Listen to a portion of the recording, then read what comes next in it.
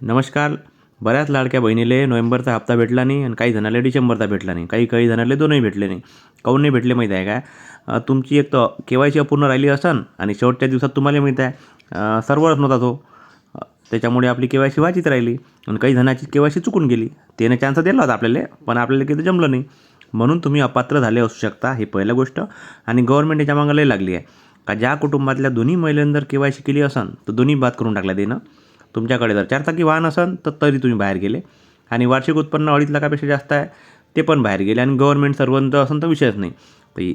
जर एवढं असूनही जर तुम्हाला वाटत असन की आपण पात्र आहोत, तर मग काय करायचं, सायबर कॅफेवर वगैरे जाऊ नका. अंगणवाडी सेविकेला की त्रास देऊ नका. तेले की माहीत आहे नाही. तुम्ही काय करा माहीत आहे का, प्रकल्प अधिकाऱ्याला भेट द्या. तालुका किंवा जिल्हा स्तरावर त्याला विचारा. तोच तुमची मदत करू शकते. आधार कार्ड घेऊन जा, दाखवा त्याला.